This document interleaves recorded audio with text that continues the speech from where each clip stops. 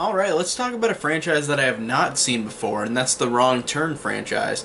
And I've got the Wrong Turn 6 movie collection, and I got it because I wanted to see all 6 of these, because this is a horror franchise that I have not gotten into, and I actually really wanted to see, because I've always heard that the first one, I mean, it's a mixed response, the first film, but there are people who really do like this film, and watching it, I can see that because I really did enjoy this film, and I won't. And this is about the first film that I will be talking about today.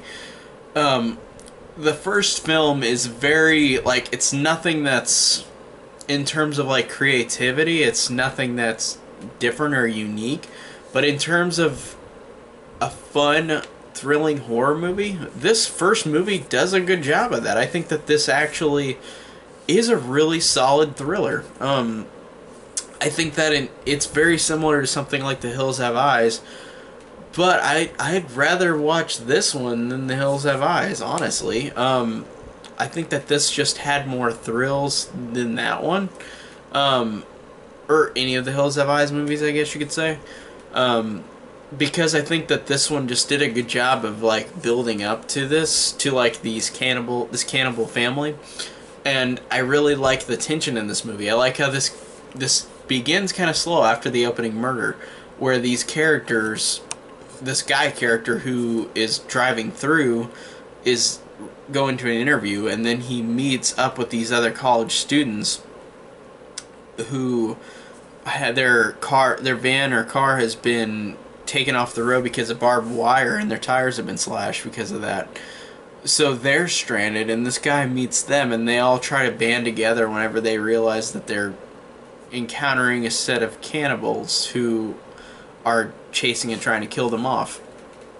And it's very simple. It's a very simple plot. It's not anything different or unique, but I think that they do a good job of never letting up after the fact that they realize that there are cannibals and they're trying to kill them, because it just leads to a giant chase to the rest of the movie. And it's only got like I'd say like 20-25 minutes of like, not before like the actual chase happens, which lasts the whole movie. I love the fact that after they start getting chased, they run into this abandoned field of hundreds of cars, which is presumably 100 or so cars worth of people have been murdered and eaten by these people.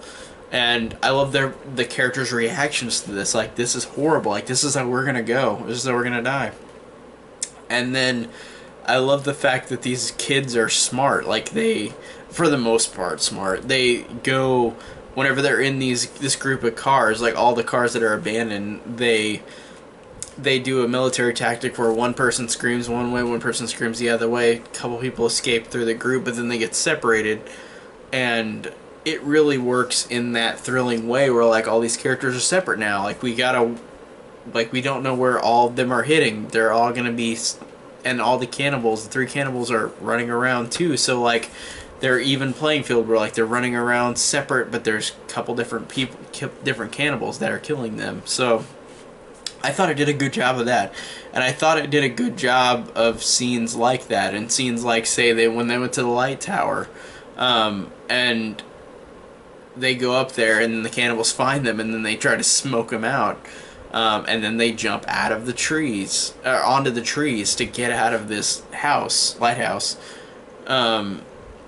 or radio tower, I guess you could say. But I like that, and I thought that all these scenes just brought good, genuine suspense. It's just nothing to write home about in terms of like uniqueness. It's just a horror movie that, to me, had some thrilling moments, and those moments work. And there are a couple things that, of course, I can complain about. The one character, the one girl, not Elijah Dushku, but the other girl who cries over everything. It doesn't always bother me whenever we have this character, but this character annoyed the fuck out of me. And I feel bad for that actress, because this character just drove me insane. This character who, every time somebody got killed, every time the cannibals got close, she would fall down and say, "I can't do it, I can't do it." Or she would be screaming or talking loud whenever she's not supposed to. She's just being stupid, and it's annoying because this is such a cliche that this character is equally obnoxious, so that's what pisses me off too. But That's one of my biggest complaints, is that character. But it's not a complaint to where I hate the movie. It's just she's a thing that grated on me. It's not a giant complaint, but it's just one like, oh man, this is such a cliche and so annoying. This character is so annoying. I love the fact that she got axed in the mouth, like you're implying like, oh, she's being annoying, so he got her in the mouth with the axe. And that was a creepy death whenever she gets axed in the mouth and half her head's up top, and then the other half falls down the rest of the tree because she gets axed into the tree, and her body underneath just falls down, and the top of her head's just sitting on top of the axe. That's disturbing and really creepy. And I like the fact that whenever it's the guy and Elijah Dushku at the end, they go back to the house that the cannibals live in, or I mean, she gets taken.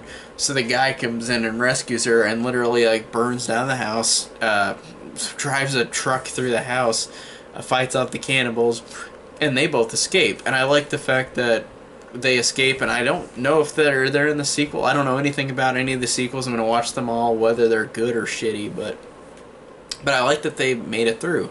I like that these two characters survived, especially the beautiful Eliza Dushku. I'm glad that she made it out, but the two characters that made it out, I thought were good. I thought that they were fine to end on. And the story, like I said, it's just a horror movie that has been done to death, but I thought it had some good, genuine suspense and thrills, and it didn't let up, but it's nothing to write home about in terms of the plot or characters at all. It's literally it's one of those movies that's the same as the other ones, but I enjoyed it for what it was.